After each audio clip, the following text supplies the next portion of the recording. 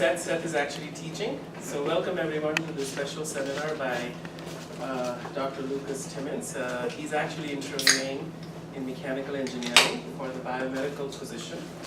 So Dr. Timmins got his undergraduate degree and PhD from Texas A&M, and tell me if I made any mistake in the places that he's been. He graduated in 2010, but as a part of his PhD, he was a Whitaker Fellow, and he spent about a year in Bard and London School of Dentistry and Medicine in UK. And then he started his postdoc at Georgia Tech in biomedical engineering. And just very recently, last year, he joined as an instructor in the Department of Radiology and Imaging Sciences, Emory. And even at Georgia Tech, he was actually working at both places, Georgia Tech and Emory, since they have the joint department there. His research is in computational cardiovascular biomechanics, and I'll have him give us a presentation. Welcome to CNC. Thank you, Katul. I appreciate the introduction, and good afternoon, everyone. It really is a pleasure to be here. So as Katul mentioned, my background is in computational mechanics, and I actually am based at Emory University Hospital. So what I'm going to discuss today is really how we've integrated computational mechanics into the setting of coronary artery disease, and really focusing on understanding how biomechanics can really optimize how we treat patients that have, for example, a coronary artery disease leading to heart attacks. I am kind of faculty at radiology, but also have a joint appointment in bioengineering at Georgia Tech. These are 5 miles apart, but anyone who's been to Atlanta know that can take anywhere from 20 minutes to an hour to get across those 5 miles during rush hour. So I won't belabor this too much, but I just want to give some really brief but very powerful statistics on the disease that I'm focused on. That's cardiovascular disease. In 2015 alone, it accounted for 1 out of every 3 deaths. Total costs, which include healthcare costs, but also indirect costs associated, for example, with loss of productivity, are greater than about $330 billion. And unfortunately, with our aging population, increasing incidences of diabetes, obesity, these numbers are expected to significantly increase over the next few decades. When we talk about cardiovascular disease, when these present to the clinicians in the clinic, they manifest, for example, as heart attacks, stroke, which is just also kind of essentially a heart attack in your brain, but also abdominal aneurysms, cerebral aneurysms, and each of these are in the top 10 of really causes of death in the United States alone. In the sense of cardiovascular disease, coronary artery disease, which again affects the blood vessels which feed the heart, account for 1 out of every 6 deaths in America. And if we look at the etiology of cardiovascular disease, the underlying disease is atherosclerosis. And atherosclerosis essentially is just a buildup of fat, just kind of fatty substances from the arterial wall itself. And as you can see in this kind of timeline, you have a normal healthy vessel where you have a very patent lumen, easily provides blood to downstream tissues. And when these fats build up over time, they actually can decrease the amount of blood flow. If it's severe enough, the patient can have a heart attack, and it can be fatal. Now, despite the tremendous amount of research efforts and dollars actually focused on cardiovascular disease and coronary artery disease, there's a few kind of simple questions that I want to introduce. The first is, can we predict who will get coronary artery disease? And secondly, can we predict the evolution of that disease? Also, do we really know the optimal treatment of patients with coronary artery disease? So these patients come into the hospital, but do we know exactly what medical device they need, and also what the optimal treatment is post-release from the hospital? And the last question really is focused on one of the fundamental question of what is the cause of atherosclerosis. And I introduced these because I'm going to go throughout, or mention these throughout my talk, but I just want you to keep them in the back of your mind that these are major areas of focus in the area of cardiovascular disease research. So just to introduce my area of focus, vascular biomechanics, just because I know everyone in the room might not be familiar with that.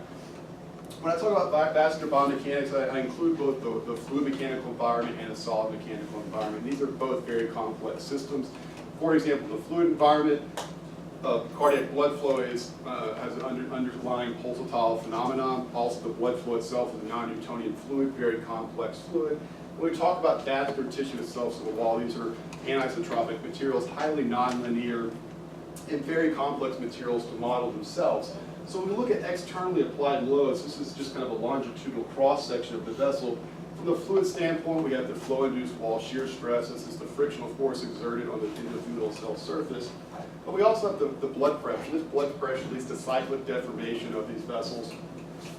And also these externally applied loads lead to internal loads themselves. So for example, you have deformation of that wall, leading to, for example, increased circumferential stresses. But you also have axial stretching of these vessels, as well as a result of the externally applied load. And each of these areas have been known to be related to cardiovascular disease. For example, despite systemic risk factors, cardiovascular disease really only occurs in 3 preferential areas of the vascular system. As I mentioned, the heart, leading to heart attack, and the arteries in the neck, the carotid arteries leading to stroke, and also in the abdominal aorta. And if you look at the fluid mechanical environment in these areas, they're very complex. They're characterized by significant secondary flow patterns, flow reattachment, flow recirculation, and all of these have been related to the onset of disease formation in these patients. But also in the solid biomechanics area, it's well known that the induced stresses on the arterial wall lead to atherosclerosis development. This is a cross-section of the computed wall stress within a carotid artery, and it's been shown that gradients in that wall stress from the inner to the outer wall are associated with disease development. And ultimately, these mechanical stimuli really modulate cell phenotype and cell function, and that leads to the onset of the clinical manifestations of these diseases. So to address 2 questions that I posed at the beginning, I'm going to present you with 2 problems that I focused on during my training. The first is, can we predict who will get coronary artery disease and really the evolution of the disease? And what I really want to focus on is what's known as plaque ruptures. What this is an atherosclerotic lesion, again, that's reducing blood flow. Well, these can actually mechanically fail. And due to the non-thrombogenic material in these plaques themselves, can lead to a massive blood clot. And these blood clots can essentially be fatal if not treated appropriately. And really, post-mortem data has really provided us a lot of information on these plaques that rupture. And these are just some kind of gross histo cross-sections. You can see the tissue here. The vessel here is the circular region. And you have the disease here, green, region described in green here. And you have that massive blood clot, which again is reducing blood flow to that downstream tissue. And again, the major component that I want to focus on is what's called necrotic core. So this is just necrotic debris, just dead cells, dead tissue, and that causes a plaque to become unstable and potentially rupture. So just to give you present to you a kind of a case report of the disease we're focused on in patients we're treating. So recently, a 63-year-old Caucasian male came into the emergency room at Emory Hospital with complaints of chest pain. This patient's history was overweight, hypertensive, really had the traditional cardiovascular disease risk factors.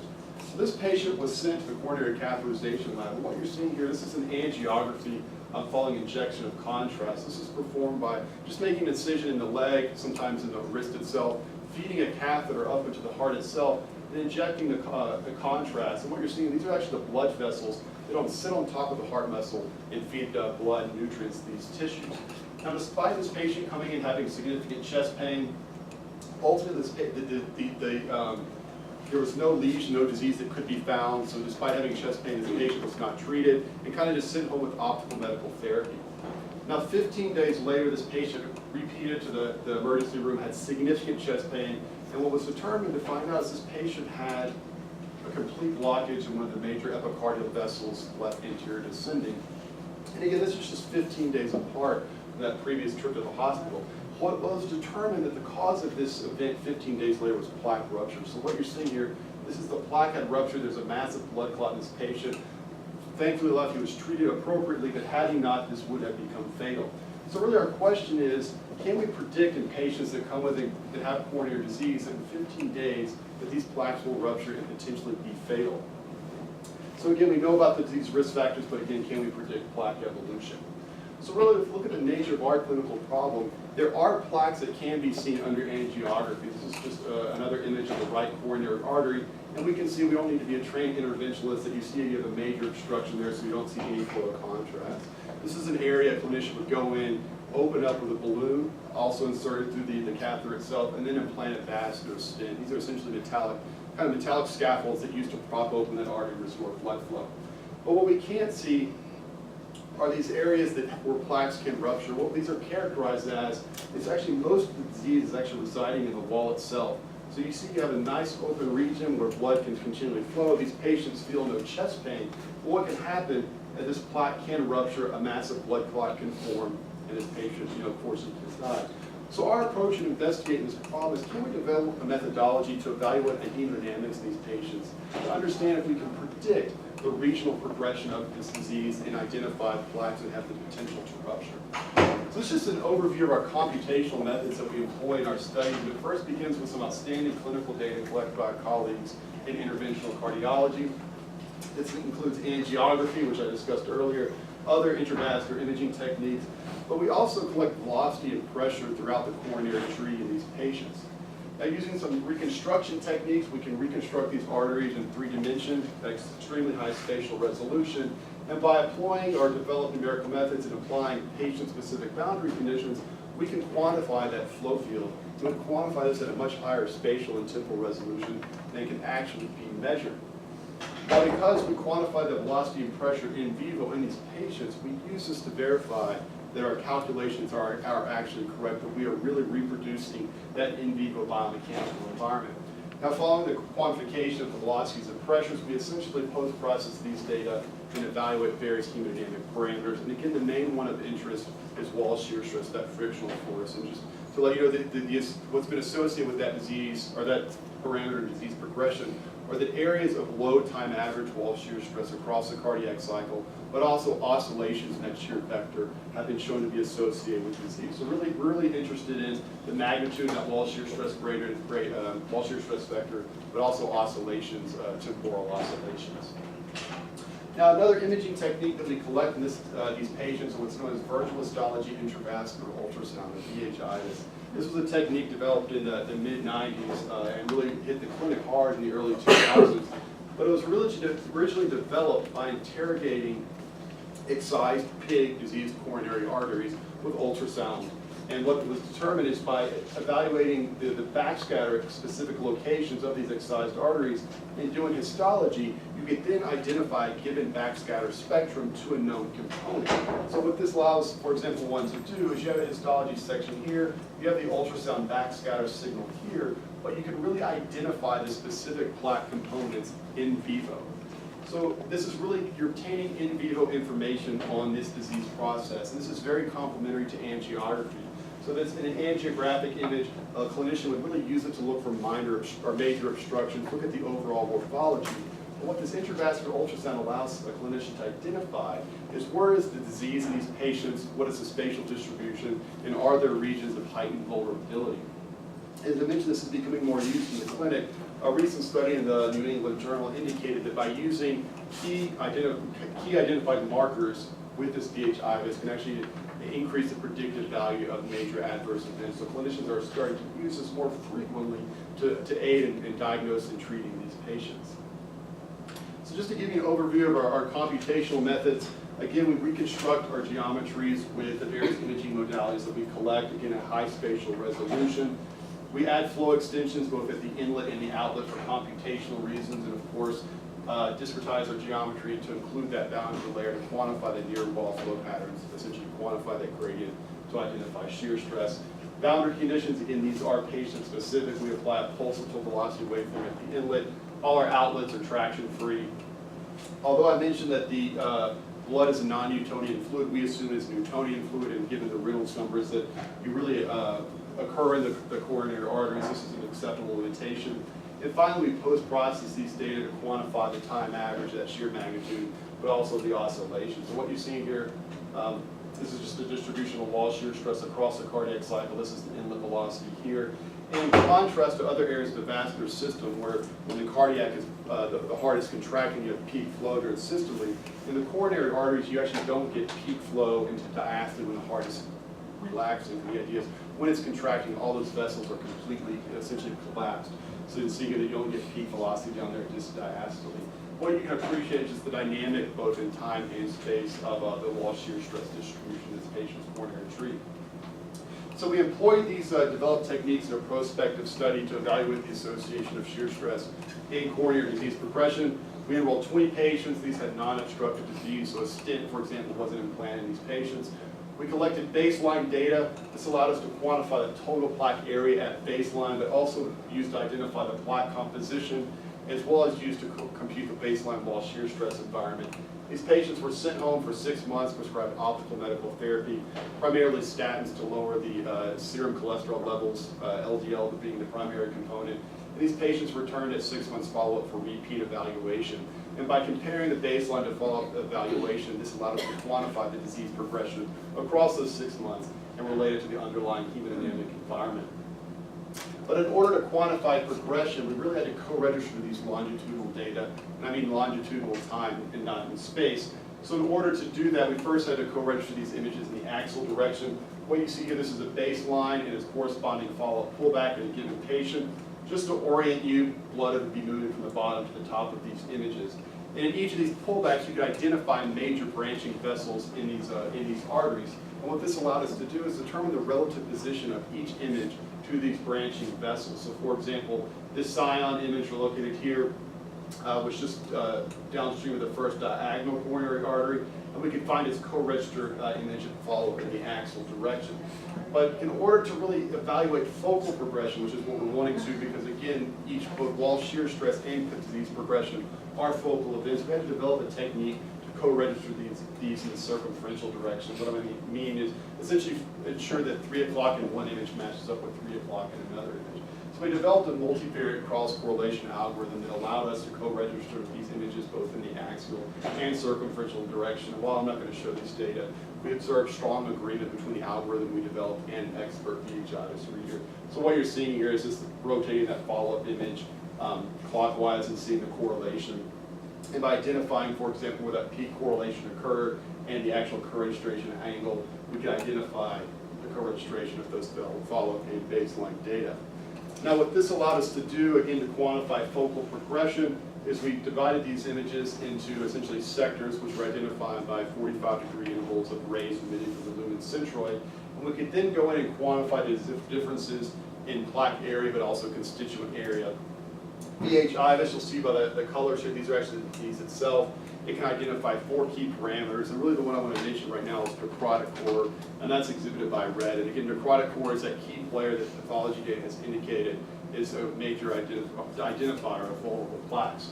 So by identifying very focal regions, you can see that in this given image, while you had an increase in the red or necrotic region, it really only occurred in one segment. So again, if we're wanting to focus on plaque vulnerability, this allowed us to identify these regions where you saw an increase in necrotic core.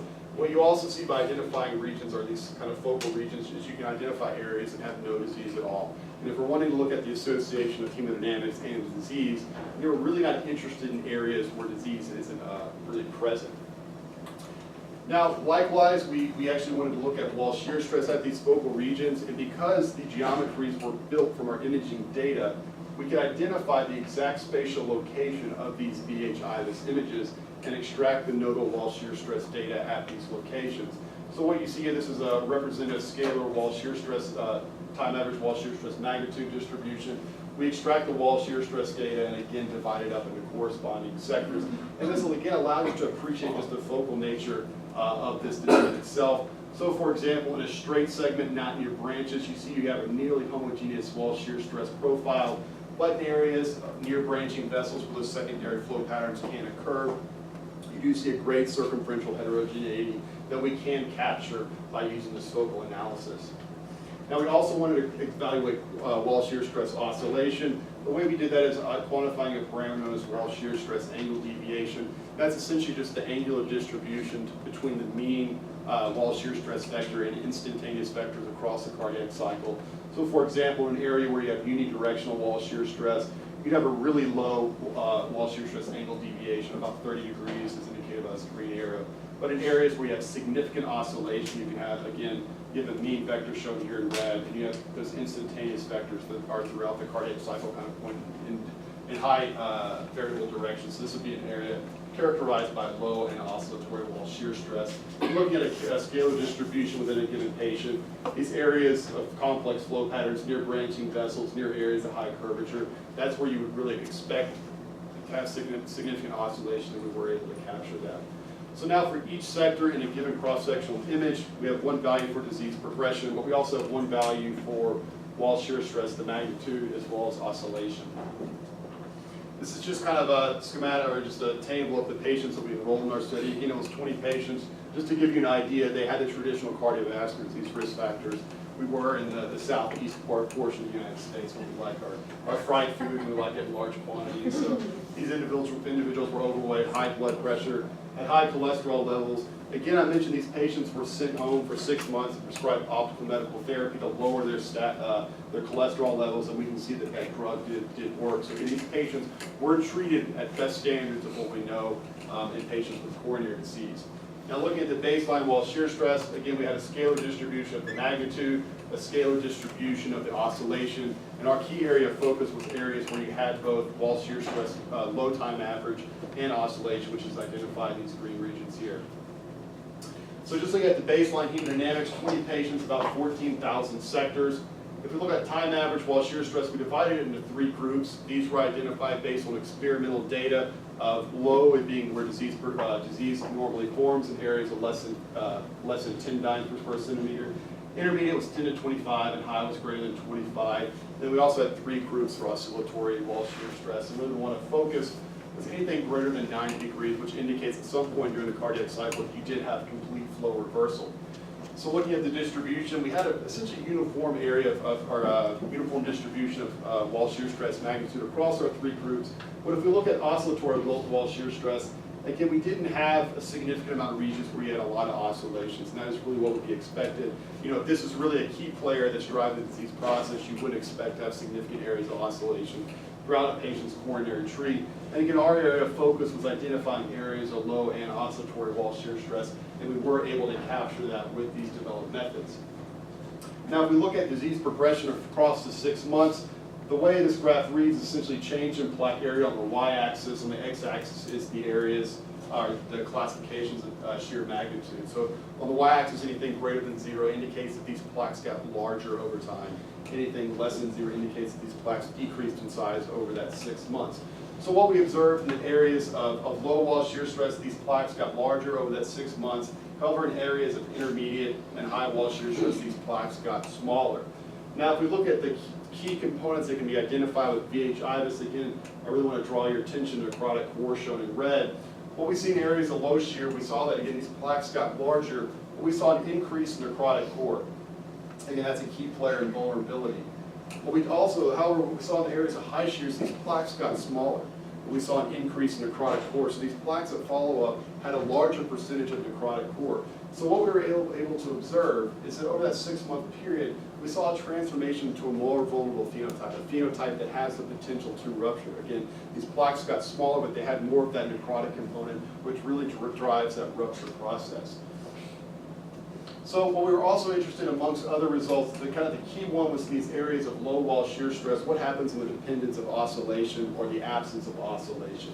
And what we were able to do is identify, again, a phenotypic difference, that is, a phenotype of these plaques different when the presence or absence of oscillation. So for example, areas of low shear magnitude and little oscillation, again, these plaques got larger over time, but you saw an increase of necrotic core, but also in green, fibrous tissue and dense calcium. That's kind of structural, stable components in these plaques. But in areas where you had low shear and high magnitude, again, these plaques got smaller over time, but we saw an increase in necrotic core. So again, over that 6-month period, we were able to identify a transformation to a more vulnerable phenotype. So again, this is data actually in human coronary atherosclerosis. We're focused on patients in the cath lab, looking at how this disease progresses, over a period of time. And again, we were able to identify that areas of low shear magnitude, high oscillation, we had more vulnerable plaques, and also areas of just high shear magnitude, also transformation to a more vulnerable plaque. But I really want to emphasize that we're evaluating this at a focal level. Plaque rupture is a focal disease. Wall shear stress, again, occurs at a focal level. And really to evaluate the association of these extrinsic factors that drive these processes, you really need to look at the level at which these pathologic events occur. Now, again, all of these data are in humans, but at this point, it's only purely correlative, right? We can't excise these vessels from these patients, or clinicians who are treating these patients, wanting to keep them alive. So we have to really look at more at the mechanistic level. What does our data indicate?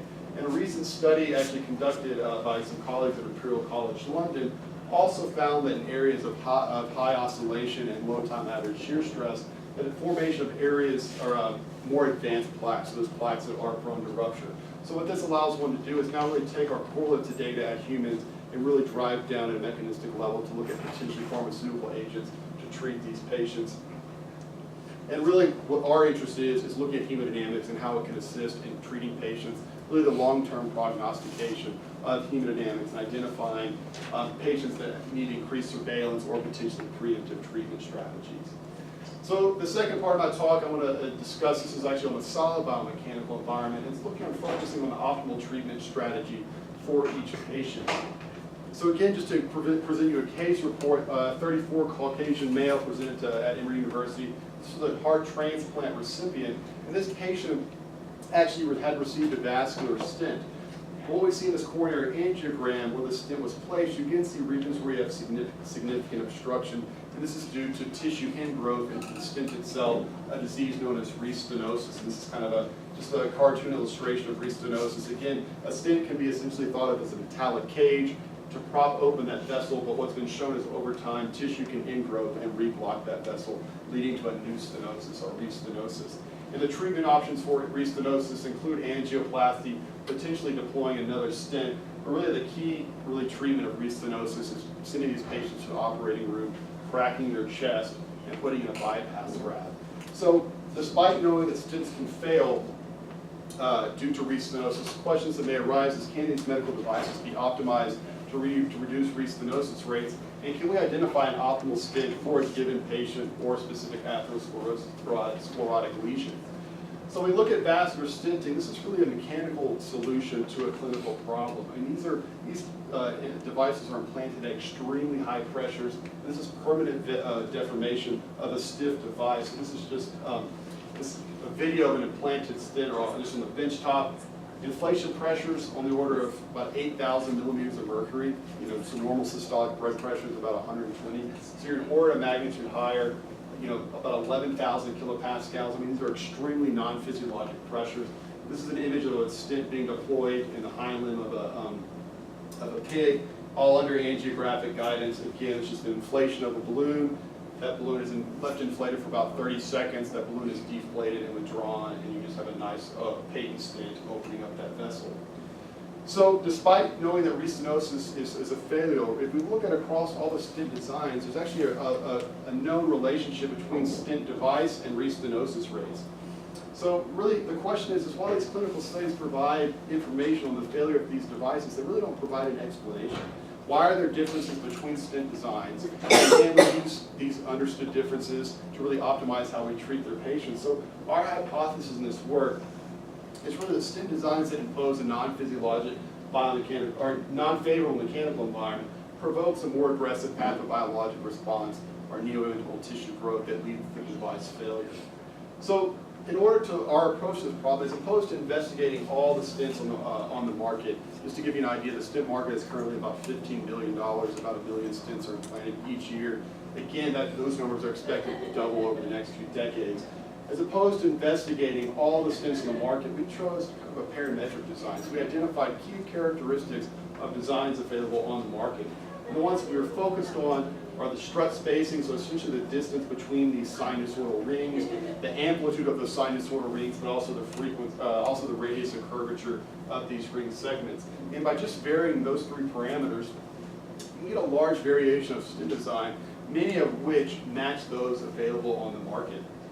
So the question is, with these 8 designs that we came up with, does the biomechanical environment differ between them?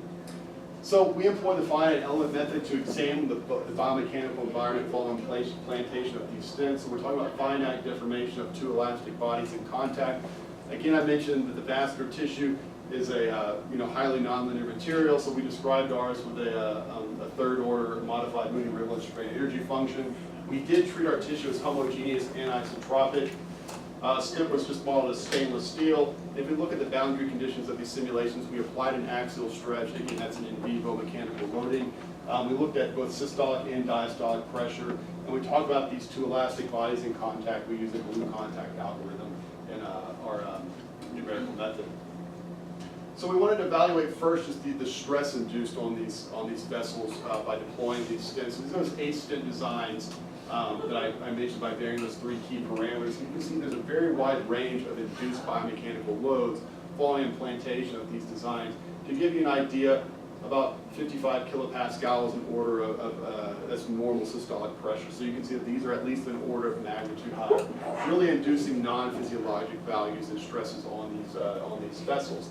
So in these 8 cases, what we really wanted to focus on are areas where you had the most stress and the least amount of stress. This area, on the top left, we call that the stent 1Z1.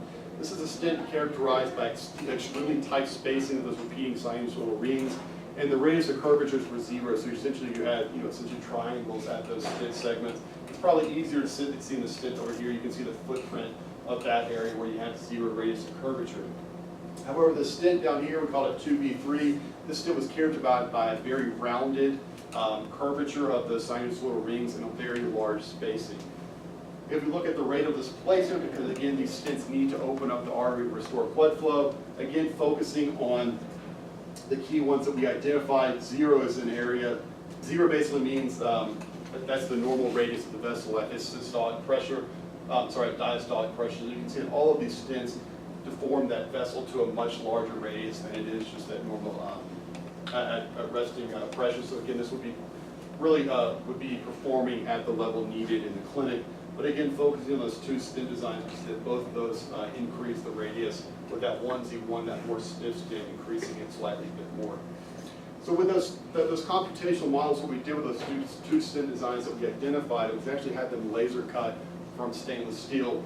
So again, what you see here, these are those 2 stents that have been deployed. You can identify really the differences in the stress spacing. So you can see that this stent, which we call the high stress stent, really has a much tighter spacing between these axial segments, whereas this other stent we call the low stress stent had a really more distance between those axial spacing. So if we look at computational modeling of these 2 stent designs, we again see that high stress stent imposes non-physiologic stresses throughout the stented region, whereas the low stress stent, you really only had high stresses at the location of those kind of where the metal met the wall itself. So these again had these stents laser cut, and we implanted them in a porcine model, a pig model, in the hind limbs for 28 days.